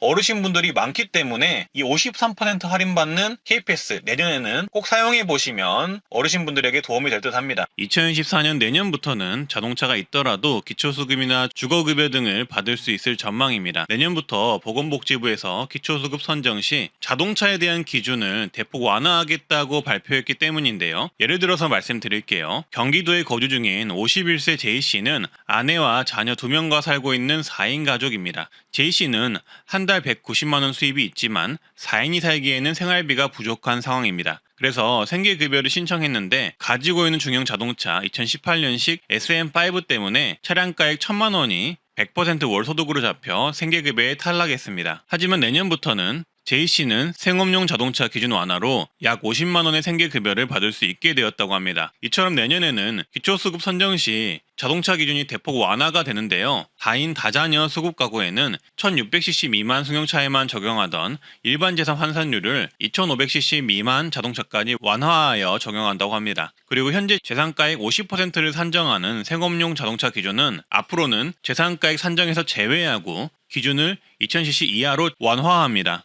따라서 표를 한번 보시면 더 정확히 알 수 있는데요. 보시는 것처럼 2024년 기준으로 다인, 다자녀 가정의 경우 2500cc 미만 자동차 중 10년 이상 차량 또는 500만원 미만 차량이면 일반 재산 환산율인 4.17%만 적용하게 됩니다. 그리고 생업용 자동차로 분류될 경우 2000cc 미만 승용차라면 재산 산정에서 제외시켜줍니다. 사람들이 중형차 하면 다 2000cc 이상 아냐 라고 생각할 수 있지만 대부분의 중형차는 1998cc 정도입니다. 따라서 2014년에는 본인의 차량이 2000cc 미만이라면 차량 때문에 생계급여, 주거급여 탈락하는 일은 없어집니다. 좀 더 이해하기 쉽게 예를 들어서 말씀드릴게요. 다인 다자녀 가구 예시입니다. 서울시 다세대 연립주택에서 아내와 자녀 3명과 사는 5인 가구 I씨의 사례입니다. 아내는 전업주부이며 I씨 혼자 월 180만원의 수입이 있지만 5인 가구가 살기에는 수입이 턱없이 부족해 생계급여를 신청했습니다. 하지만 가지고 있는 2011년식 9인승 2151cc 600만원 상당의 카니발 차량이 100% 월소득으로 반영되어 생계급여에 탈락하게 되었습니다. 하지만 내년부터는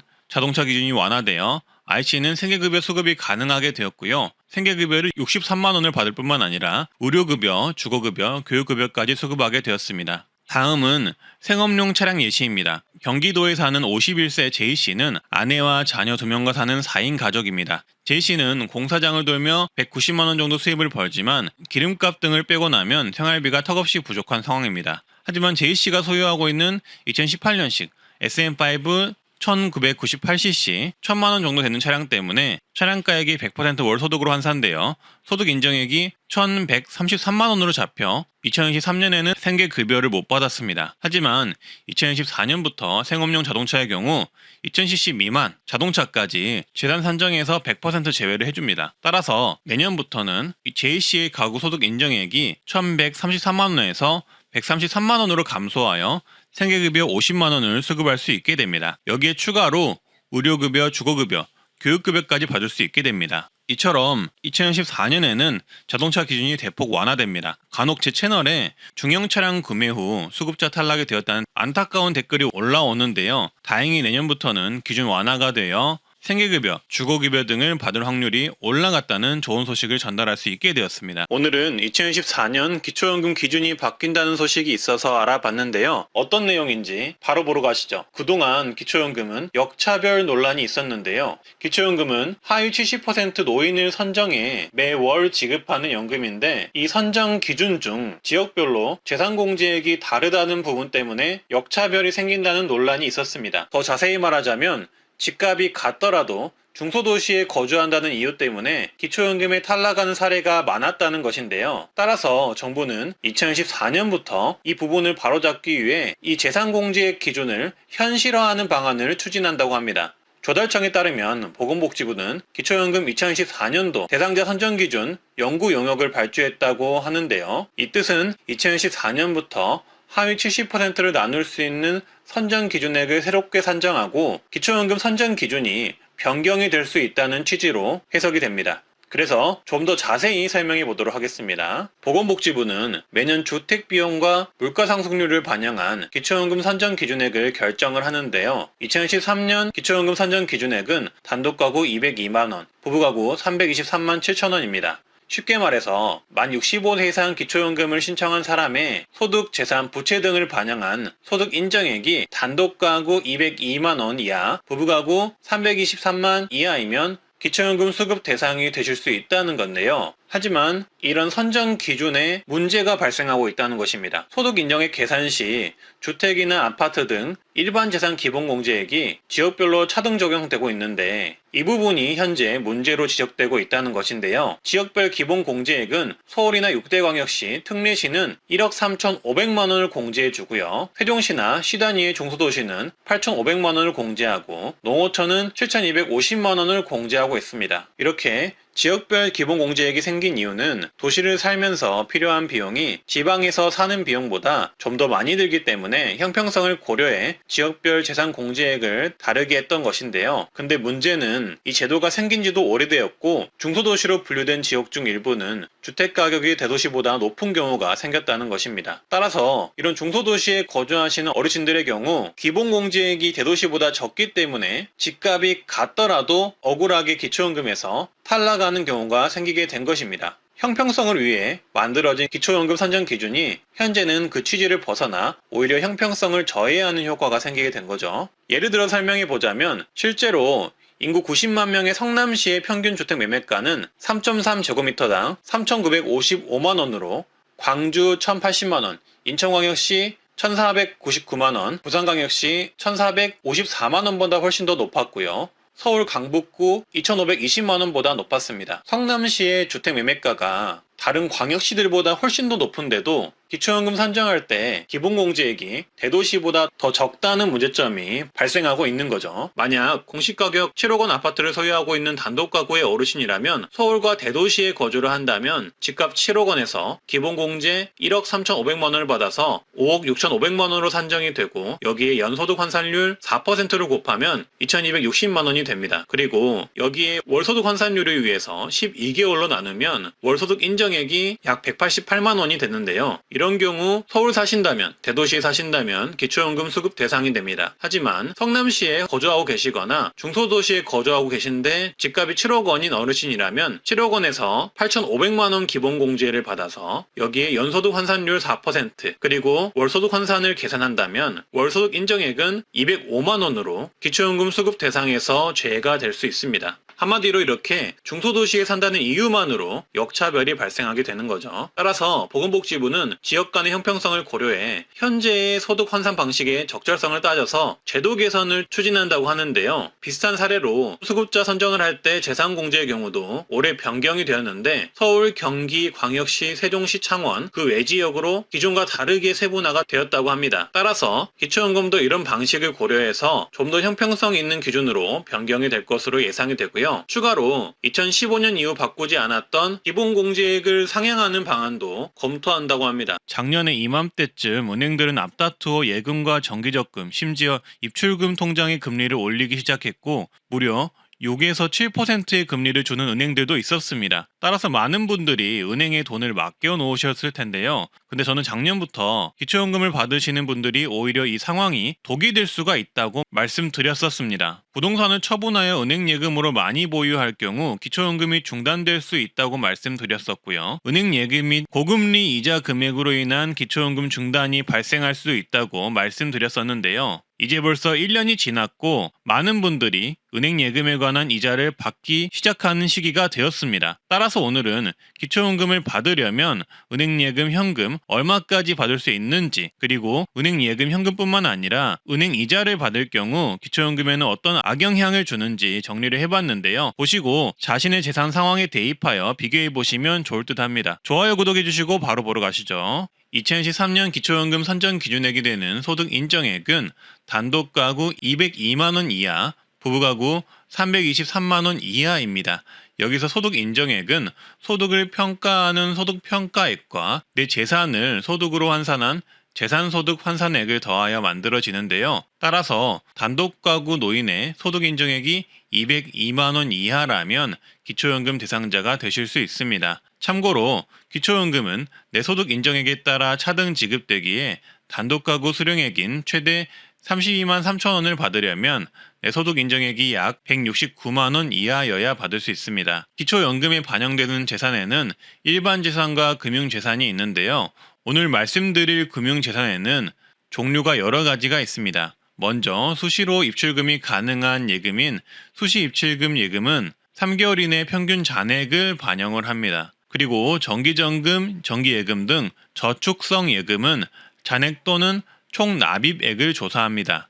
채권, 어음, 수표 등은 액면가를 반영하고요. 주식, 수익증권, 출자금은 최종 시세가액을 반영합니다. 연금 저축의 경우 정기지급 금액과 최종 잔액을 반영하고요. 연금 보험의 경우 해약 환급금 또는 정기지급 금액을 금융재산에 반영합니다. 보험의 경우 해약 환급금 또는 최근 1년 이내 지급된 보험금이 금융재산에 포함됩니다. 이처럼 금융재산은 다양한 종류가 반영이 되며 금융재산마다 반영 기준이 각각 다릅니다. 다음은 이런 금융재산들을 소득 인정액으로 계산하는 방법을 알려드릴 텐데요. 특징이 있다면 앞서 말씀드린 금융재산들을 다 포함하되 부채가 있는 경우 부채도 감액을 해줍니다. 따라서 금융재산 관련 소득 인정액 계산식은 이렇습니다. 내 금융재산에서 부채를 빼주고요. 여기에 마이너스 2천만 원까지 기본 공제를 해준 금액에서 4%를 곱해줍니다. 거기에 내 재산을 월 소득으로 환산해야 하기에 나누기 12개월을 해주면 내 금융재산 관련 월 소득 인정액이 계산이 됩니다. 만약 내 금융재산에서 부채를 빼고 기본공제 2천만 원을 감액했을 때 남은 금액이 0원 또는 그 이하라면 금융재산도 0원으로 반영이 됩니다. 따라서 이 계산식을 통해 월소득 인정액을 계산해 보면 은행 예금이 만약 1억 원 정도 있는 경우 1억 마이너스 2천만 원 기본공제에 4%를 곱해주고 12개월로 나누면 약 26만 원이 내 월소득 인정액으로 잡히는 겁니다. 따라서 내가 아무 재산도 없고 금융재산만 1억이 있다면 내 월소득 인정액은 26만 원이므로 단독가구 202만 원 기준에 훨씬 못 미치기에 기초연금 최대 32만 3천 원을 온전히 받을 수 있겠죠. 참고로 금융재산 5천만 원은 월소득 인정액이 10만 원이 되고요. 금융재산 2억 원은 월소득 인정액이 60만 원, 3억 원은 약 93만 원이 됩니다. 따라서 단순하게 계산하면 금융재산만 있는 경우 이렇게 3억 원까지 있어도 기초연금을 받는 것처럼 생각하실 수 있는데요. 하지만 절대 이게 다가 아닙니다. 여기서 꼭 체크를 해 보셔야 하는 사항이 있는데요. 바로 은행예금, 금융재산을 통해 받고 계시는 이자 금액을 가산해야 한다는 점입니다. 이자 또한 소득이기 때문에 소득 인정액에 반영이 되는데요. 만약 내가 5천만 원을 은행에 맡겨두었고 4% 정기 예금을 해두었다면 1년간 이자는 세후 약 169만 원이 됩니다. 따라서 이자에 관한 소득 인정액 계산은 169만 원 나누기 12개월을 해주면 되고요. 매월 4만 원까지 이자 금액을 공제를 해주기 때문에 4만 원을 빼주면 여기서 약 10만 원 정도가 매월 소득 인정액에 포함이 된다고 보시면 되겠습니다. 따라서 5천만 원을 은행에 가지고 있다면 금융재산 소득 인정액과 이자 관련 소득 인정액을 합산해서 내 소득 인정액을 계산을 해 주어야 합니다. 그래서 5천만 원 1억, 2억, 3억 원이 은행에 예치되어 있는 분들을 기준으로 4% 이자 소득이 있는 분들의 소득 인정액을 계산을 해보면 이런데요. 5천만 원이 있으면 금융재산 소득 인정액은 10만 원, 이자 소득 인정액은 약 10만 원, 총 20만 원이 월 소득 인정액이 되겠고요. 1억 원이 있으면 금융재산 26만 원, 이자 소득 인정액 약 24만 원에서 총 50만 원이 월 소득 인정액이 되겠습니다. 그리고 2억 원이 있다면 60만 원 플러스 약 52만 원에서 112만 원이 되겠습니다. 3억 원이 있다면 약 93.3만 원 플러스 약 80.6만 원 이렇게 해서 약 174만 원이 소득 인정액이 되겠습니다. 따라서 만약 금융재산만 있다면 3억 원이 있더라도 기초연금을 받을 수 있게 됩니다. 하지만 이렇게 금융재산만 있는 경우는 거의 없겠죠. 보통은 여기에 본인의 일반 재산과 현재 소득까지 합쳐지기 때문에 일반 재산도 있고 소득도 있고 금융재산이 3억이 있다면 기초연금은 받기 힘들다고 보시면 되겠습니다. 그리고 정말 3억 원의 금융재산만 있는 경우라도 소득 인정액이 174만 원이라서 기초연금은 감액되어 약 28만 원만 지급될 수 있다는 점 참고해 주시길 바라겠습니다. 그리고 이자 소득의 반영 시기가 궁금하실 수 있는데요. 이자 소득은 이자를 받은 달이 속한 해의 다음해 4월 정기조사 때 반영이 됩니다. 만약 올해 10월 이자를 받았다면 내년 4월 조사 때 반영이 되겠죠. 그래서 작년에 고금리 시기 때 이 예금을 가입하신 분들의 경우 이 부분을 정말 유의하셔야겠습니다. 2014년 국민연금 연기감액 기준 금액을 말씀드리겠습니다. 2014년에는 기초연금 34만 4천 원을 받을 수 있다고 말씀드렸잖아요. 여기에 국민연금을 기초연금의 150% 이상 받으시면 감액이 될 수가 있습니다. 따라서 2014년 국민연금을 50만 1,000원을 초과해서 받으면 최대 50%인 16만 7천 원까지 감액될 수가 있습니다. 그리고 여기서 주의할 점은 국민연금 또한 물가 상승률에 의해서 인상이 되는데요. 내년에는 3.3%가 인상될 예정입니다. 따라서 올해 기초연금이 감액되지 않았더라도 내년에는 국민연금 연계 감액이 되시는 분들이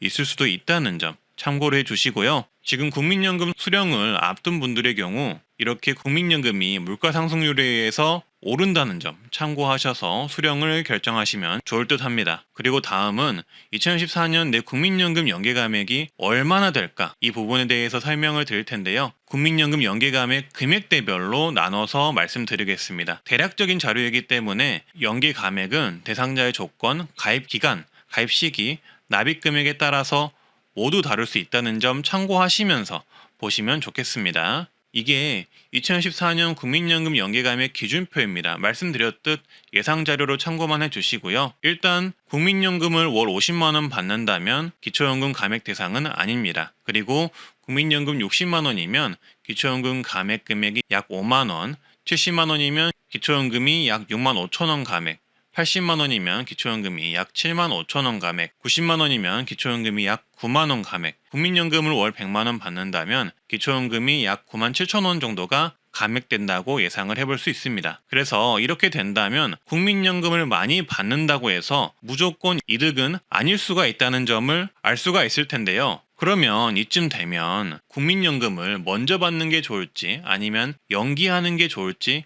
고민이 많이 되실 겁니다. 그래서 지금부터는 국민연금을 조기 수령하는 게 좋을지, 국민연금 수령을 연기하는 게 좋을지 결정하실 때 도움될 만한 내용을 말씀드릴 텐데요. 무엇을 조심해야 할지, 어떤 내용을 고려해야 하는지 내용을 정리해서 말씀드리겠습니다. 먼저 국민연금을 많이 받으면 기초연금에 감액되거나 탈락될 수 있다는 것을 유의하셔야 합니다. 국민연금의 경우 기본공제 없이 소득 인정액에 그대로 반영이 됩니다. 즉 다른 소득들에 비해 내 소득으로 잡히는 비율이 높다는 거죠. 근로소득과 비교해보면 근로소득은 기본공제 108만 원에 추가공제 30%까지 적용을 해줘서 소득을 비교적 많이 공제받습니다. 임대사업자 소득 또한 단순경비율 42.6%를 공제를 받는다면 국민연금보다 소득을 많이 공제받게 되는 셈이죠. 따라서 국민연금은 다른 소득들에 비해서 반영되는 비율이 높아서 국민연금을 많이 받으시면 기초연금이 많이 감액되거나 기초연금에 탈락되실 수 있다는 점을 참고해 주시고요. 이 부분 고려하셔서 국민연금을 더 많이 받고 기초연금이 감액되는 게 유리할지, 아니면 기초연금을 더 받고 국민연금을 덜 받는 게 유리할지를 잘 고려해 보셔야 합니다. 두 번째, 국민연금을 많이 받으시면 건강보험료를 내셔야 할 수 있습니다. 왜냐하면 지난해 9월부터 건강보험료 피부양자 인정 기준을 연간 소득 3,400만 원 이하에서 2천만 원 이하로 낮췄기 때문입니다. 그동안 어르신들은 연금을 받더라도 고액이 아니라면 건강보험료를 자녀 앞으로 해놓을 수 있었기 때문에 건보료를 안 냈는데요. 하지만 이제는 건강보험료 피부양자 탈락자 기준인 연소득 2천만 원이 되시면 모두 개별적으로 건보료를 내야 한다는 것입니다. 따라서 국민연금이나 공무원연금 및 공적연금을 받으시는 분들도 연금소득 포함해서 연소득 2천만 원이 넘으면 건강보험료를 내야 한다는 말이 됩니다. 월소득으로 따지면 약 166만 7천 원이 넘으면 그 대상이 되실 가능성이 높고요. 여기에 더하여 건강보험료는 재산과 고가의 차량 유무도 확인하여 적용하기 때문에 경우에 따라서는 월 수십만 원의 건강보험료를 내실 수도 있습니다. 따라서 국민연금을 결정하실 때 건강보험료를 내야 할 위험성도 있다는 점을 고려하셔서 결정하시면 좋을 듯 합니다. 그리고 이런 건강보험료 때문에 조기 수령을 결정하시거나 아니면 연기연금을 포기하시는 분들도 요새 있다고 하니 참고를 하시면 좋겠습니다. 그리고 국민연금을 많이 받으면 기초연금의 50%까지 감액이 되실 수가 있습니다. 앞서 말씀드렸듯 국민연금 수령액이 월 50만 1,000원을 초과하면 그 금액에 따라 2024년 기준 기초연금이 16만 7천 원이 감액되실 수 있는데요. 따라서 국민연금 수령을 연기하신다면 기초연금이 얼마나 감액되는지 확인하는 게 좋습니다. 따라서 은퇴를 앞두셔서 국민연금 조기 수령, 연기연금을 고려하시는 분들께서는 국민연금 금액에 따라 기초연금 감액, 건강보험료 부과 등이 결정될 수 있다는 점을 감안하셔서 결정을 해보시고요. 관련 금액 계산을 잘 하셔서 나에게 가장 도움되는 방향으로 결정하시길 바라겠습니다. 현재 대한민국은 연금개혁에 대한 작고 큰 논의가 이어지고 있습니다. 표면적으로는 국민연금 개혁 방안이 가장 부각을 받고 있으나 알고 보면 기초연금 또한 다양한 개혁 방안이 나오고 있는데요. 2030년에는 기초연금이 46조 원 이상 예산이 필요하다는 통계가 나오는 만큼 이 부분에 대해 계속적으로 외면할 수는 없을 듯 합니다. 따라서 오늘은 이번 18일 복지부 산하평가위에서 나온 첫 기초연금 개편안에 대해서 신속하게 알려드리고자 영상을 만들었는데요. 차분히 천천히 들어보시고 기초연금 개혁안에 대한 의견도 한번 남겨보세요. 그 전에 구독, 좋아요는 제작자에게 큰 힘이 됩니다. 이번 18일 국회 보건복지위원회 정춘숙 의원이 복지부에서 받은 2023년 기초연금 적정성 평가위원회 보고서에 따르면 기초연금의 경우 단기적으로 현재 노인 소득 하위 70%에게 주는 기초연금을 기준 중위소득 100% 이하로 축소하는 방향으로 바꾸고 액수는 30만 원에서 40만 원으로 늘리는 모수 개혁안을 제시했습니다. 현 정부의 공약대로 기초연금을 40만 원으로 인상하되 저소득층 노인층에 더 주는 방식으로 소득계층에 따라 차등 지급하자는 내용인데요. 기준중위소득 100% 이하는 소득인정액 약 208만 원 선으로 현재 기초연금 단독가구 기준 202만 원과 큰 차이가 없는 선정 기준입니다. 2인 가구, 부부 가구인 경우도 중위소득 100% 이하의 소득 인정액은 345만 원으로 현재 기초연금 부부 가구 기준 323만 원과 큰 차이가 없는데요. 중요한 내용은 이 단기적인 기준 개혁안보다 장기적인 기준의 변경안에 있습니다. 표를 보면서 비교해 보시죠. 현재 기초연금은 단독가구 월 32.3만 원을 받고 있으며 내년에는 33.4만 원이 예상됩니다. 소득 인정의 기준은 1인 202만 원 이하이며 지급 대상은 소득하위 70%가 기준인데요. 이번에 나온 개혁안 보고서는 지급금액 월 40만 원으로 지급하되 기준 중위소득 100% 이하로 기준을 변경하고 수급 대상을 축소하는 방향으로 단기 방안을 제시했습니다. 여기서 주목해야 할 것은 수급 대상 축소겠죠. 그래서 앞으로 기초연금 받는 분들을 조금씩 축소해 나가자 이런 내용인데요. 그래서 장기안을 보면 월 62만 4천 원에서 72만 8천 원을 지급하되 기준 중위소득 50% 내외 최저소득 보장 형태로 가자는 겁니다. 쉽게 말해 기초연금을 장기적으로는 기초수급자 차상위 분들에게 지급하게 하고 대신 더 많이 주자는 겁니다. 수급 인원 같은 경우는 노인 10명 중 4명 정도가 받는 방향으로 줄이고 극심한 노인 빈곤을 해결하는 방향으로 개혁하자는 의견으로 보입니다.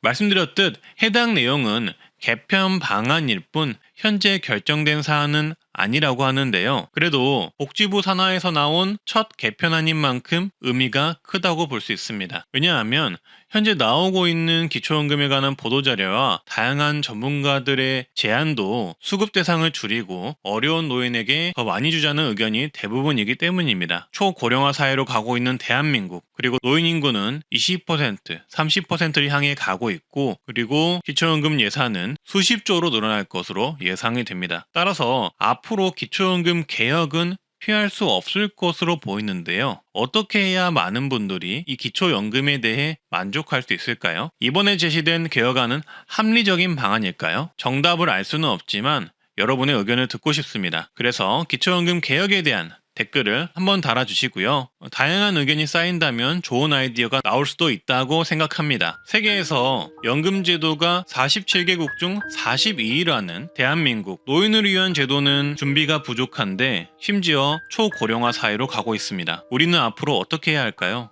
아무래도 이 어려운 시기를 해결할 만한 돌파구가 필요한 듯 합니다. 이상 기초연금 관련 소식 전한 트렌드 라디오 웅바였습니다.